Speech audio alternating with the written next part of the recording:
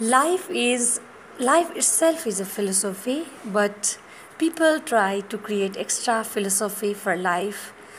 For those who live life as it is, they are really simple but really profound. They are doing the best they can do.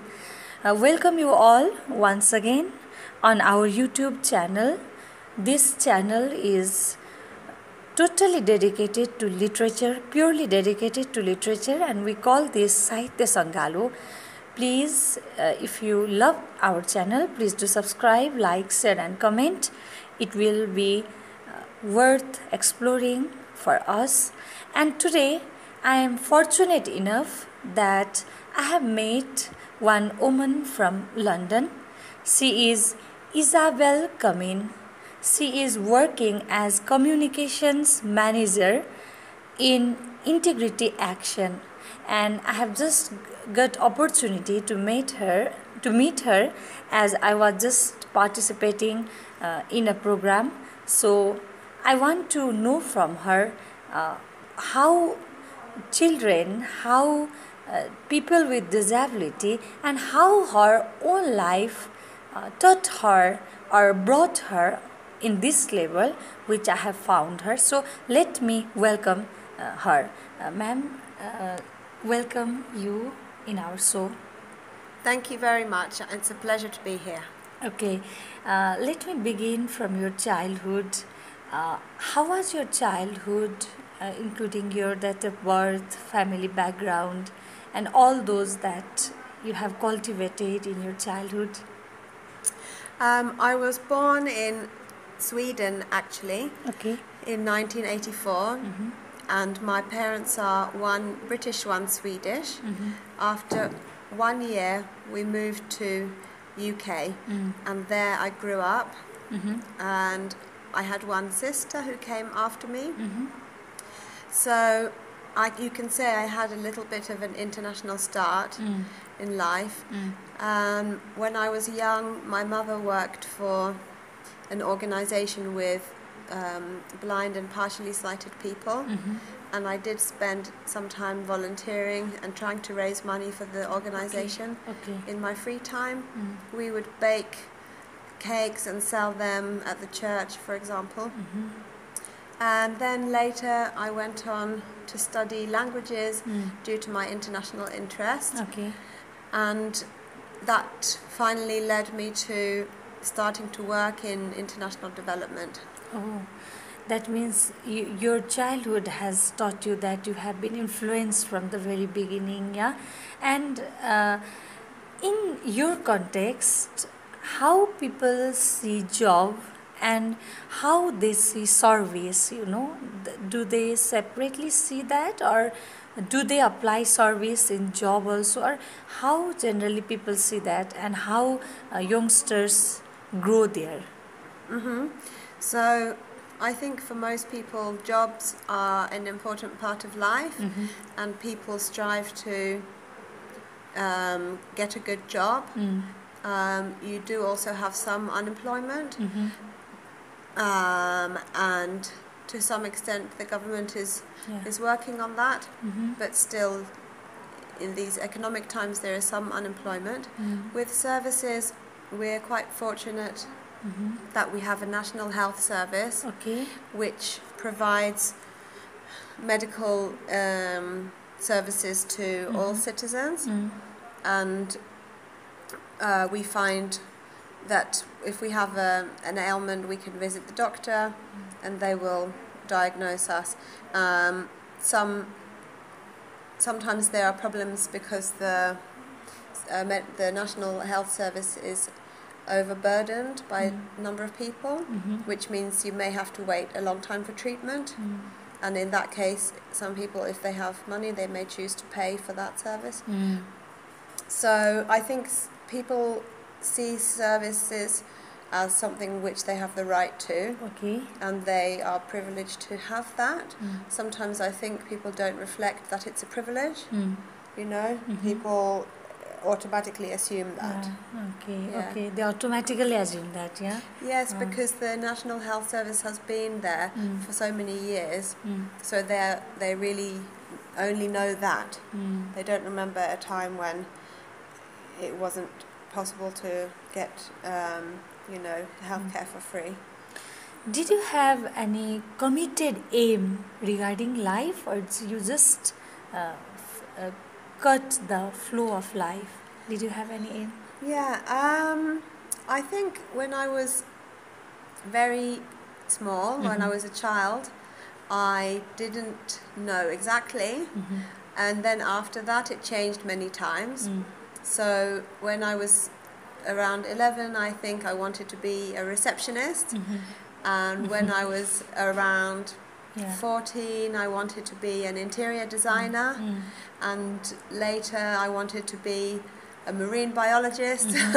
So it changed many times. Okay. When I studied in university, I didn't really know what I wanted to do either. I was privileged to have the chance to study something which I was passionate about, not knowing if it would definitely become my career.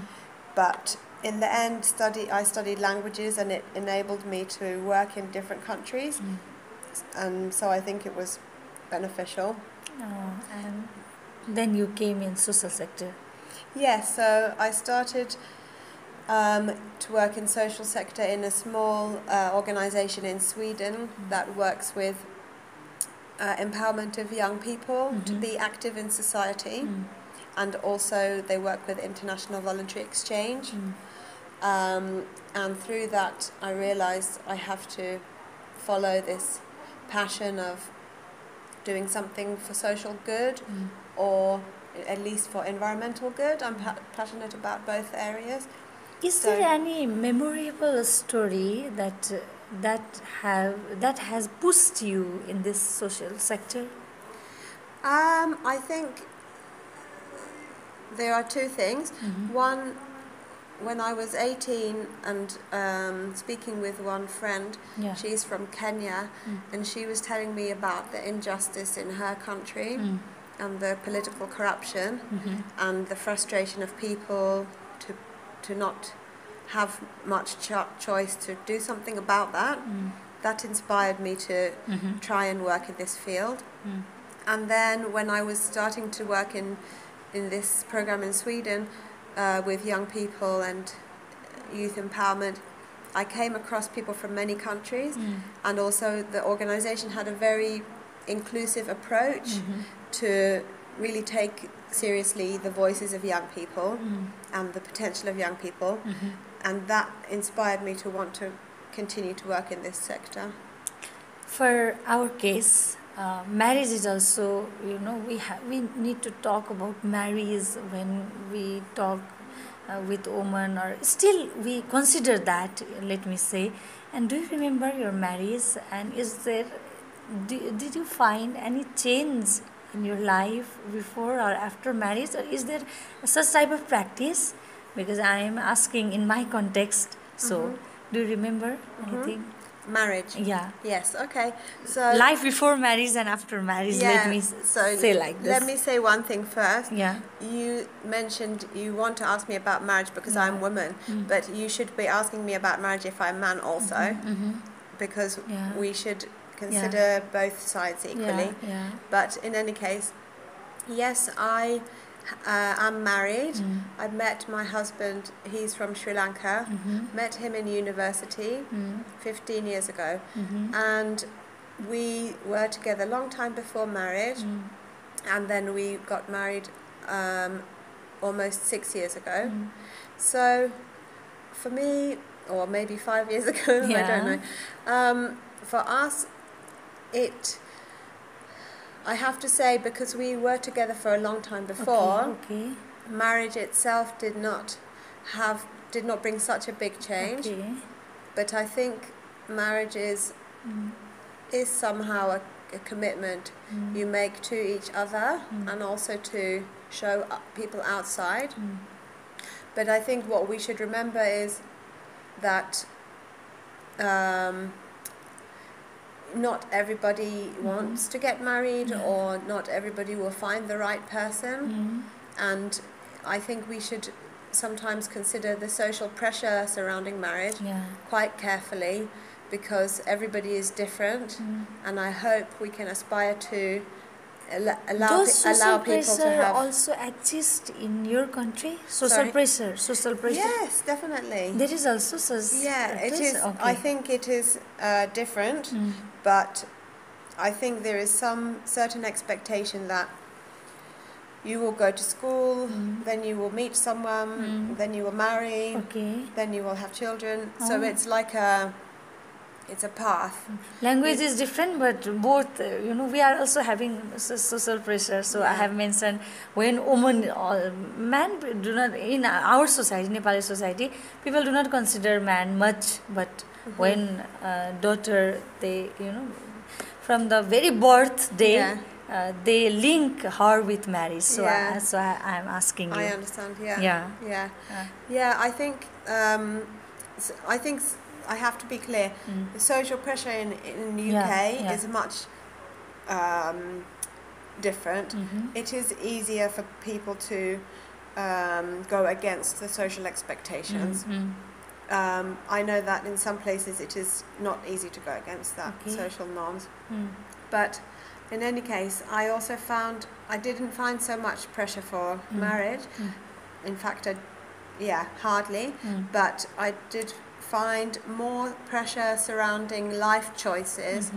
So because I left UK 10 years ago, and I have continually been living in about 5 different countries, and every time I go home and my friends just asking me, or my family just asking me, when will you settle down? So to some people, settle down means marriage, but I have found the person I want to be with, and together we are moving. So why do you ask me if I should settle down? Because for me, I'm happy to be moving. Okay.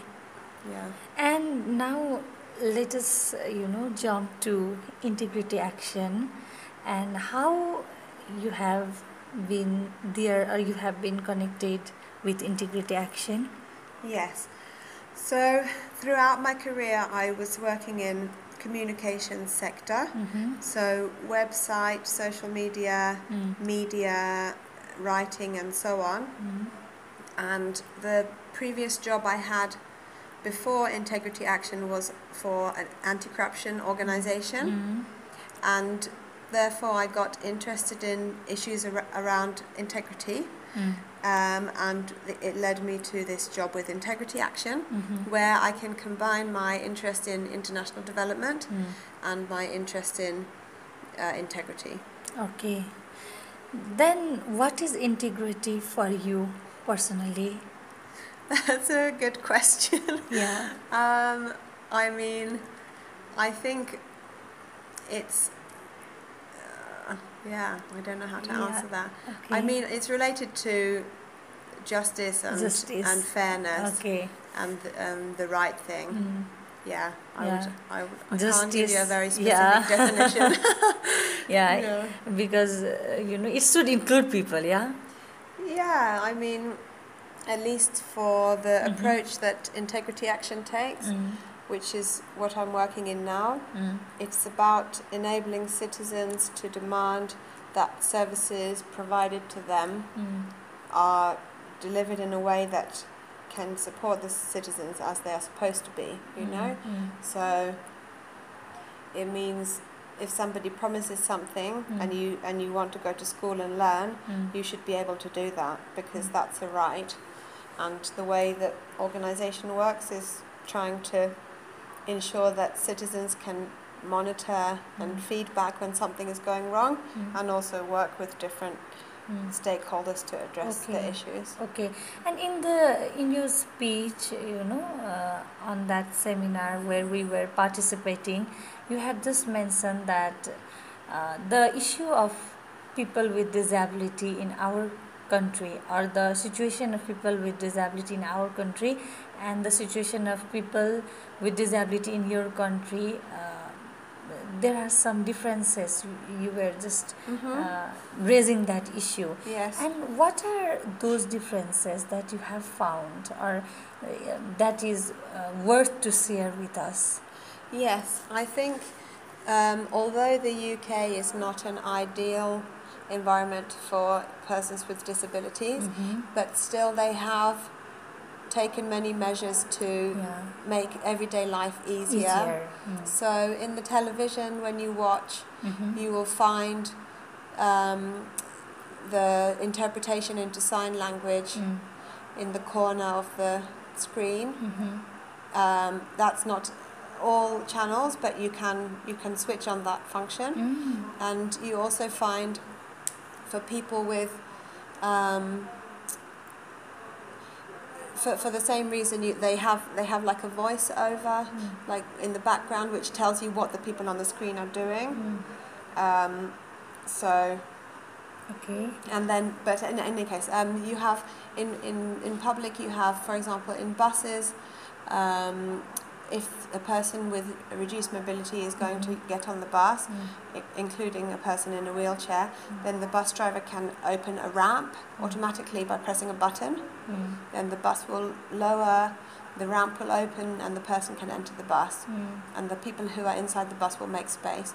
Or if you're travelling in the metro underground system, there are still many stations which don't have a lift, where you have to walk up and down. But there are some stations where it's possible for even people with disabilities to go up and down. And I think in society or in the country there are services available to persons with disabilities. And you know, if you consider education and children with disabilities going to school, still parents may struggle a lot if their child is severely disabled, but it is compulsory for all children to go to school. So you don't, I would like to say, I think, you don't find children who stay at home because of disability. So.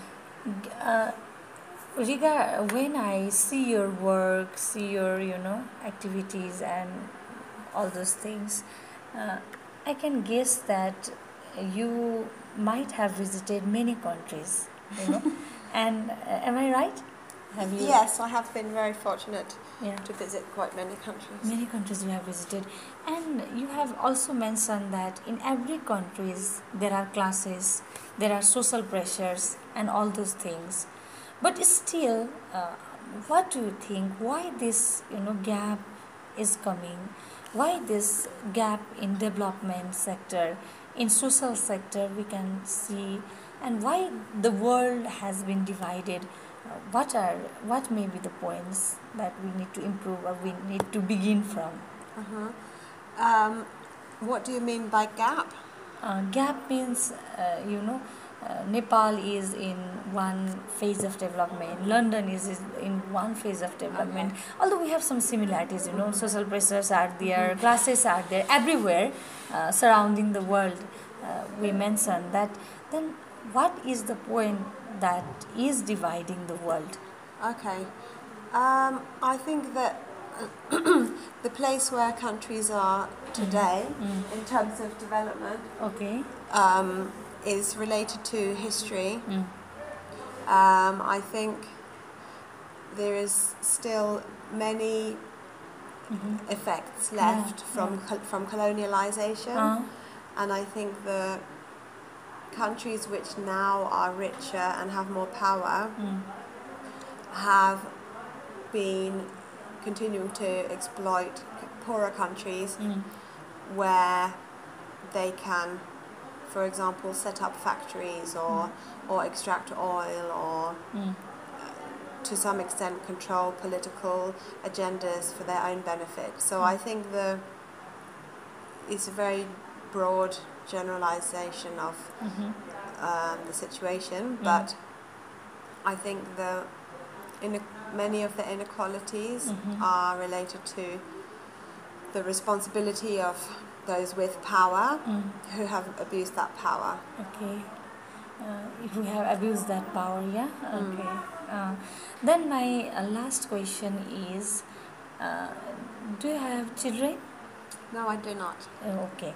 Then what is your future plan? You have already done so much in social sector, And what is your future plan? On personal level, are you thinking or planning something, or maybe it can be in organizational level also? So now I have spent some time moving to different places Okay. and working in different organizations. So I hope that I can, and now I just moved back to London 2 months ago after 10 years away. So now I hope I can stay in one place for longer and be a little bit settled together with my husband. Okay. And we can focus on our work and making our life again in UK. And then we have to see how it goes. We both are very keen to focus on our careers as well. So yeah, let's see.